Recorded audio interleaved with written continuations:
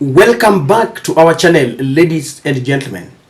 Please, if you see me fumbling, you will bear with me. My voice and my speech is still not very okay. I'm feeling unwell. William Samoei Ruto is on a charm offensive in the larger Nyanza region and is trying to woo them for support in 2027. Now, I don't have a problem with this because every Kenyan has got a freedom to look for votes everywhere, in every corner of this country. But his visit is also coming with a lot of bloodshed at the border between the very, very Luos he's trying to win their support base and his own tribesmen, the Kalenjin, at the Sondu Kericho border. Very many leaders, especially from the Nyanza, have condemned these acts of atrocities because the government seems to be very quiet, an indication that maybe they are part and parcel, or they are acting on negligence, or they just decided to give it a wide berth. This is the statement from the Azimio fraternity. And if you look at the countenance of the leaders, as Eugene Omollo was reading that statement, they are very devastated because innocent blood is being spilled for nothing. Thank you very much, ladies and gentlemen. In parts of the country and the mayhem currently underway in Sondu. While the latest eruption of insecurity at the border of Kisumu and Kericho County, where scores of people have been killed and many injured in Sondu, huge sections of the country are actually under siege. Al-Shabaab is having a field day, killing our people, including soldiers in Lamu and in far-flung areas like Wajir and Mandera. Insecurity also continues to rage in sections of the North Rift, causing significant pain and loss of life. Let's make no mistake, the violence and mayhem in Sondu is not an ordinary disagreement between villagers. Big names are behind this violence. They include leaders and politicians from neighboring counties and in the national government. We view these latest incidents in Sondu as part of a long, off and on history of violence instigated by politicians who have on numerous occasions incited the different communities against each other, and local leaders who have been implicated in these activities. The apparent bias, indifference, and helplessness of security officers in the area, as violence has raged on, clearly indicate that big names are behind the fighting and the mayhem in Sondu. In particular, we are demanding investigations to be carried out against individuals who have been implicated as sponsors of the violence, who include the Kericho County Governor, Dr. Eric Mutai. These leaders must abandon the expansionist tendency through which they are seeking to extend the boundary of Kericho County with a view of claiming Sondu town. We are convinced that this violence is being sponsored by local politicians who have set their claim on part of Kisumu County during the envisaged boundary review that is coming soon. We strongly condemn the senseless murders prevailing in Sondu. We are also concerned over the mistrust that this violence is breeding between residents that is now taking a political dimension. We wish to assure the innocent residents of Sondu from either side of the border that we are in solidarity with them. We urge the residents to put down their arms and to embrace each other as brothers and sisters who have lived alongside each other for years. We are also appealing to the residents to resist and reject those inciting them to acts of violence and lawlessness that brings no value to the actors and the victims. We are calling on the government to immediately bring the violence to an end and to provide round-the-clock security to the residents of this area. The people behind this violence and mayhem must be identified, arrested, and made to account for their actions. We are concerned over the negative impact of this violence on livelihoods and economic activities in the area. Consequently, we are asking the government. After that statement, they mentioned the Nandi governor. But the Nandi senator, Samson Chergei, decided to rebuttal the statement. And I wanted to see the casual manner in which Chergei is trying to portray the killing of innocent people when people have lost blood, their lives. Chergei is saying the following, that this is my official statement to media on Sondu border clashes. And he begins by a question that everyone is asking. Why is it that every time President Ruto visits Nyanza, there is border clashes at Sondu, the border between Kericho and Kisumu? That is the question he begins with. It is, he's saying, is it a coincidence? And he's saying no. Could it be, and they call it Azimio Oka, is trying to paint the President Ruto in bad light? And he says yes in caps because of this, of his charm offensive in the region, where the Luo nation is tired of the Odingaism and they are looking for savior in the name of His Excellency Dr. William Ruto. The senseless killing in Sondu must stop immediately, and the Interior Ministry must bring to book all the culprits regardless of who they are. Kenya is a country of law and order. We continue to appeal for peace and calm as the security apparatus in the country handles the dire situation. Hashtag Mtetezi. He calls himself Mtetezi, and he says blessed afternoon ends.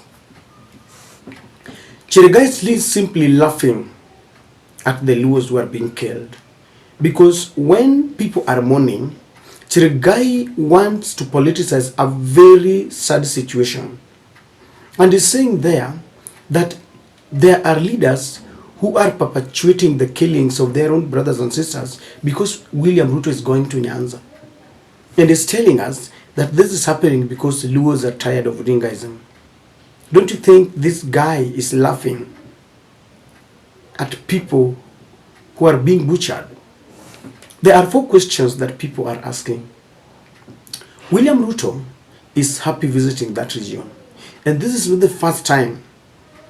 The other time he went in the Thanksgiving ceremony of the Interior PS Ray Omollo, there was this kind of bloodshed and Luos were killed. And we saw pictures of a kind of protection that is given to the Kalenjin community in that border. He's going back to Nyanza and the same thing is happening. Chergei says that maybe the members of parliament are the ones perpetuating this. The truth is, Raila Amolo Odinga is still in charge of the Nyanza region. That is why you saw people like the Senator of Kisumu, Ojienda, dishing out money for people to receive William Samoei Ruto. And so for him to portray that people are tired of Odingaism is something that is very unfortunate. We have not seen the Kalenjin leaders complaining. It is only the Luo leaders who are complaining. It means the Kalenjin leaders are very okay with what is happening. It is only the Luo leaders who feel the ugly face of the government, the same government trying to campaign in their region. This is like William Ruto is telling leaders from Nyanza that there's nothing you can do. I'm here in your area, your people are being killed, and there is nothing you can do. In that statement, we've seen Eugene saying that this is a premeditated plan to claim part of Sondu in the envisaged boundary review that is coming soon. How senseless can we be? How? Ray Omollo is busy, working with Ruto, and he is at the center of security. He is the PS in the Interior Ministry. They work together with the minister in charge. His own people are dying. We have not seen any statement from him. We don't even need a statement. I'm one person who believes that Ray Omollo's position is so much powerful that just a phone call, in fact, is the rescue of that border for both Kalenjins and the Luos is just a phone call away. Ray Omollo needs to rise up and be counted, because we cannot have a government that is butchering its own people and Ray Omollo is just quiet. And we are singling Ray Omollo because, the truth be told, when they went for the Thanksgiving ceremony in Luoland, Gachagua told us that even though Luos were not shareholders, they were given dividends in the form of Ray Omollo and people like the CS in the Ministry of ICT, Iludo Walu. Now, if this position was given to the Luos, he was being launched so that we can feel that we have one of our own. But how do we have one of our own? Presiding, that's what we call presiding over the killings of its own people. And this is why I'm asking, how senseless can we be as a community? Because the statement from Chergei simply means that they don't see the pain and the sense in which people are being killed. If the governor is in it, then Chergei's statement could also mean that it is part and parcel of it. I'm sure if it was another community killing the Nandi community, the noise that we could be getting all over from all quarters in parliament everywhere would be so much loud that this would not continue even for just a moment. The other time, when Raila was on the streets, I remember Kimani Ichung'wah, the majority leader, went to parliament and told the Luo leaders that they are leading their people to a slaughterhouse. And he told them that they subjected their people on the streets, and that's why police were charged to kill them. Some of them were even removed from their houses. Now today, Raila called off the demonstrations. Raila has accepted a dialogue that is being criticized by a deputy president of the Kenya Kwanza team. Yet he's still supporting, Raila is still saying that let the dialogue team continue with their job.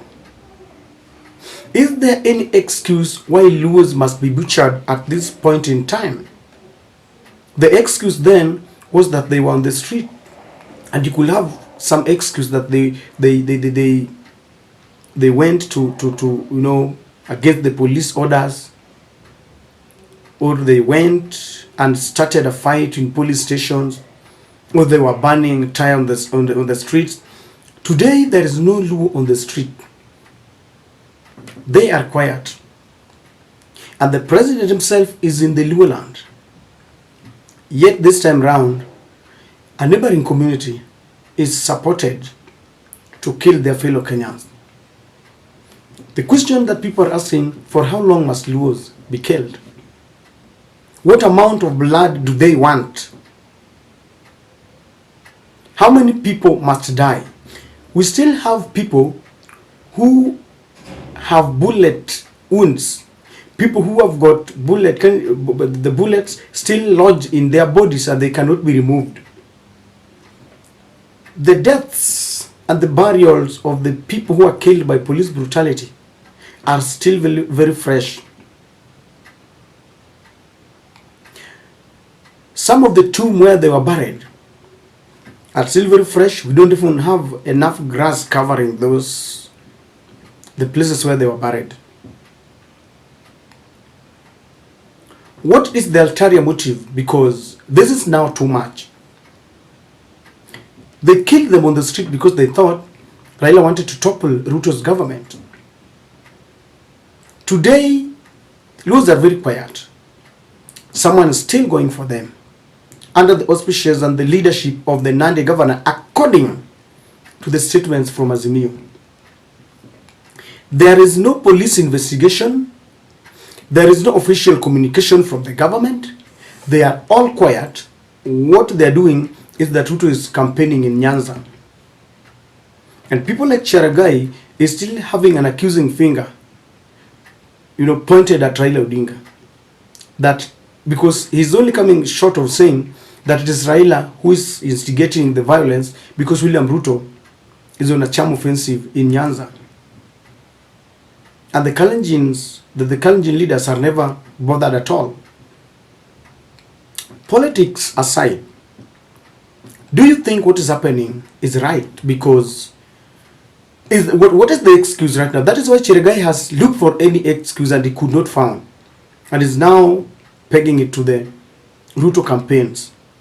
Chergei knows as well as I do that Ruto's going to Nyanza is yielding nothing as long as people are dying there. As long as we have the Uganda soldiers at Migingo, persecuting our fishermen. Are you part of this country? Or we were invited? Are we aliens living? Are we living here as, are we visitors? What is really happening? It bothers me just like it would have bothered me when any other community is being subjected to ridicule and murder in their own country. And this time round, you cannot claim that any community is bothering because talks are ongoing in Bomas. What is the exact end game for all this blood that is being shed? Isn't it enough that they killed just enough during the demonstration? Did they have a targeted number that they must achieve? I find this very, very painful when one life is lost carelessly, unnecessarily, without any reason.